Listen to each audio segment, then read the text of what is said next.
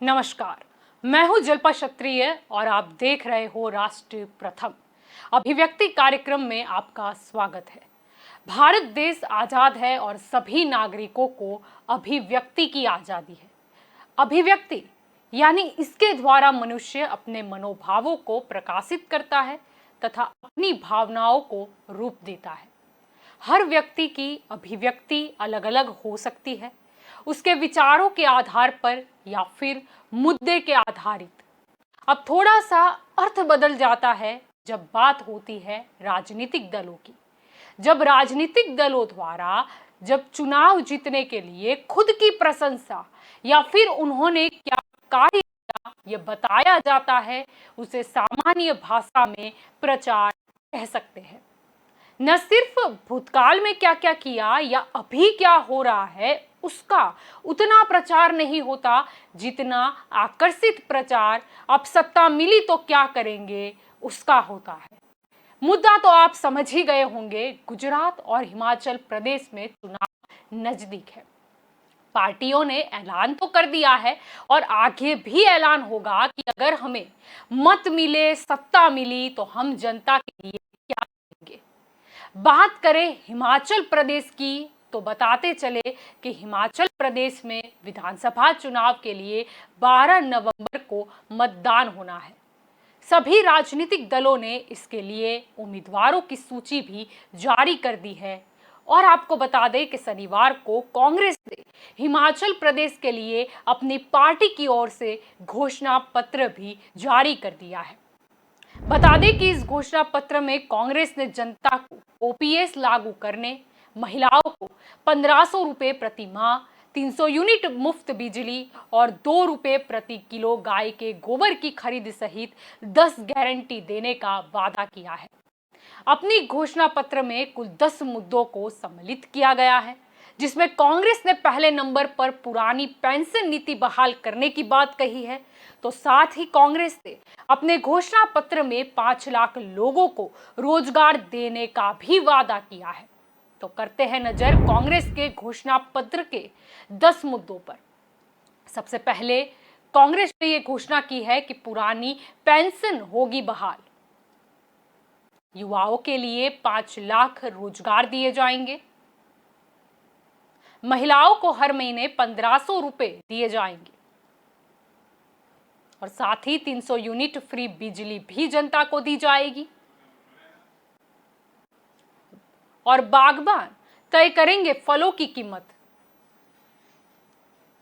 तो युवाओं के लिए 6800 करोड़ का स्टार्टअप फंड की भी घोषणा कांग्रेस द्वारा की गई है। हर विधानसभा में 4 अंग्रेजी मीडियम स्कूल खुलेंगे। नई उद्योग नीति, पार्किंग निर्माण पर जोर दिया जाएगा। मनरेगा की तर्ज पर शहरी आजीविका योजना लागू की जाएगी। हिमाचल प्रदेश में नई पर्यटन नीति लाई जाएगी। अब आपको बता दें कि भाजपा भी कैसे पीछे रह जाती। भाजपा के राष्ट्रीय अध्यक्ष जगत प्रकाश नड्डा ने रविवार को राज्य अतिथि गृह पीटर होफ शिमला में संकल्प पत्र 2022 जारी कर दिया। इसमें महिलाओं, युवाओं, किसानों, बागवानों समेत तमाम वर्गों पर दांव खेला गया है।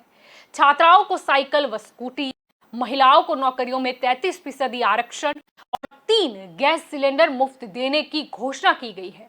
8 लाख नौकरियां देने, रोजगार सृजन को 900 करोड़ रुपए से स्टार्टअप योजना शुरू करने, फसलों की पैकेजिंग का जीएसटी वहन करने, छोटे किसानों को 3000 रुपए अन्नदाता निधि से देने जैसे कई संकल्प दिए गए और साथ ही समान नागरिक संहिता लागू करने, 5 मेडिकल कॉलेज खोलने, हर गांव को पक्की सड़क से जोड़ने के भी वादे किए गए। भाजपा ने 11 शीर्ष और 11 स्त्री शक्ति संकल्प दिए हैं। कर्मचारियों की वेतन विसंगतियां दूर करने, अपना राज्य वेतन आयोग बनाने का भी वादा किया है। स्मार्ट शिक्षा कार्ड के तहत विद्यार्थी निःशुल्क यात्रा करेंगे, ये भी घोषणा की गई है। तो करते हैं नजर भाजपा के हिमाचल प्रदेश के संकल्प पत्र 2022। सबसे पहले बात करते हैं कि 11 शीर्ष संकल्प कौन से भाजपा ने दिए हैं। तो सबसे पहले तो हिमाचल में समान नागरिक संहिता लागू होगी। मुख्यमंत्री अन्नदाता सम्मान निधि में छोटे किसानों को 3,000 रुपए सालाना देंगे। 8 लाख रोजगार के अवसरों का सृजन होगा। हर गांव प्रधानमंत्री ग्रामीण सड़क योजना के तहत जोड़ा जाएगा। शक्ति कार्यक्रम में 12,000 करोड़ रुपए से प्रमुख मंदिरों के आसपास परिवहन और भौतिक बुनियादी ढांचा विकसित होगा। मंदिरों को प्रमुख शहरों से हिमतीर्थ सर्किट के माध्यम से विशेष बसों से जोड़ा जाएगा। सेब पैकेजिंग सामग्री पर जीएसटी भुगतान को 12% तक सीमित करेंगे। अतिरिक्त जीएसटी सरकार वहन करेगी। 5 नए मेडिकल कॉलेज खोले जाएंगे। हर विधानसभा क्षेत्र में मोबाइल क्लिनिक वैन की संख्या दोगुनी होगी। रोजगार सृजन के लिए 900 करोड़ रुपए के कोष के साथ हिम स्टार्टअप योजना शुरू होगी। शहीद हुए सैनिकों के आश्रितों के लिए अनुग्रह राशि बढ़ाई जाएगी। कर्मचारियों की वेतन विसंगतियां दूर करेंगे।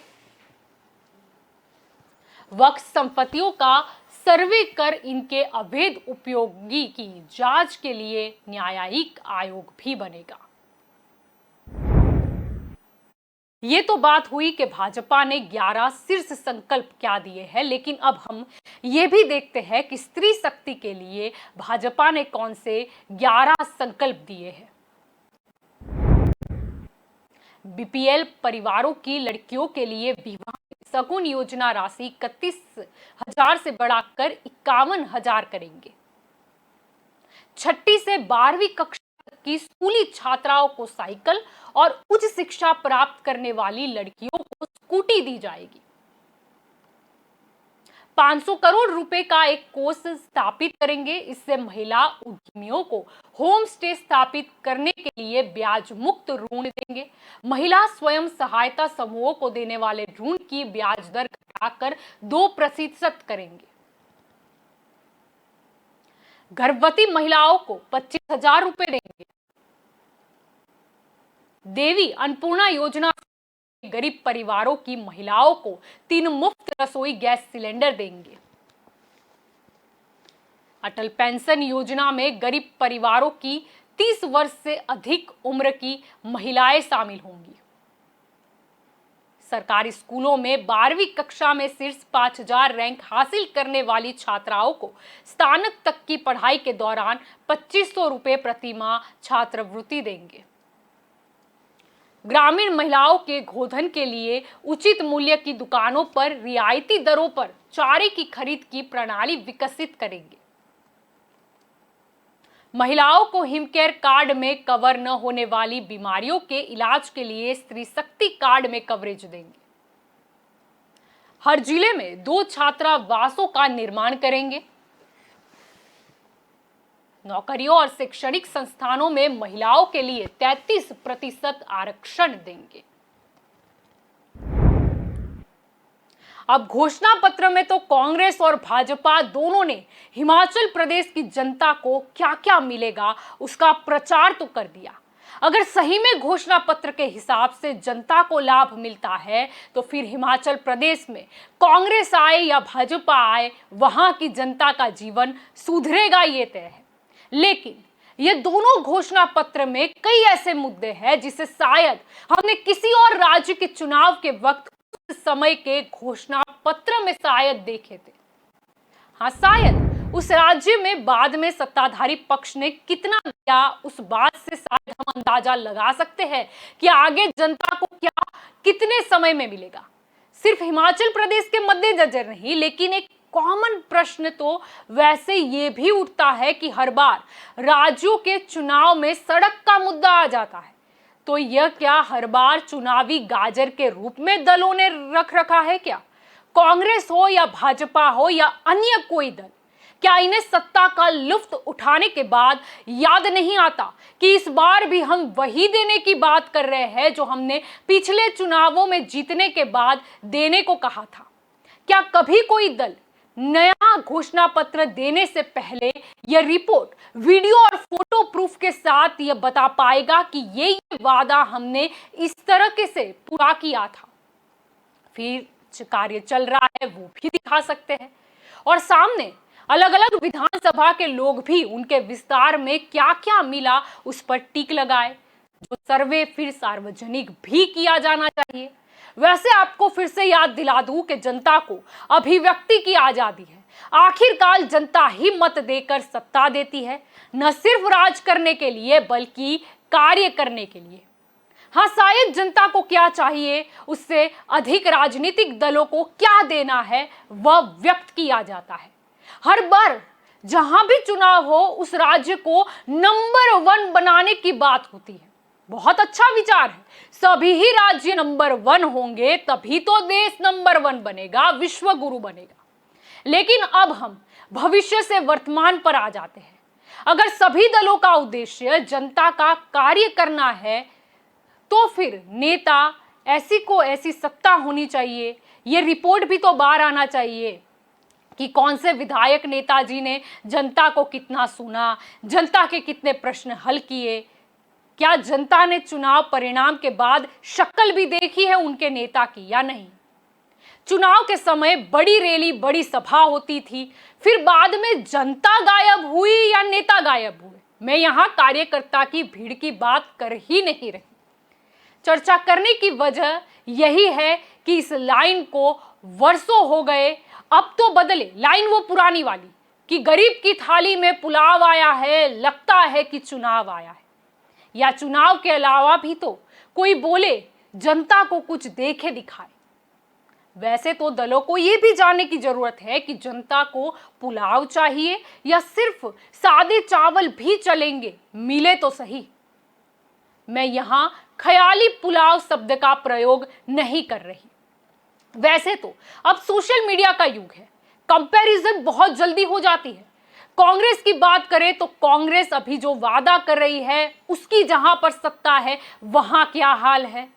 भाजपा की बात करें तो भाजपा अभी जो वादा कर रही है उसकी जहां पर सत्ता है वहां क्या हाल है। ये सारी कंपैरिजन होती है और अन्य राजनीतिक दलों को भी ये लागू होता है।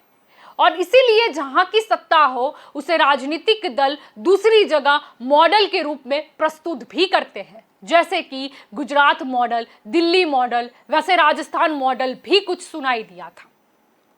कंपैरिजन भी होती है कि ये राज्य का मॉडल वर्सेस ये राज्य का मॉडल, लेकिन कंपैरिजन तो राजनीतिक दल करते हैं।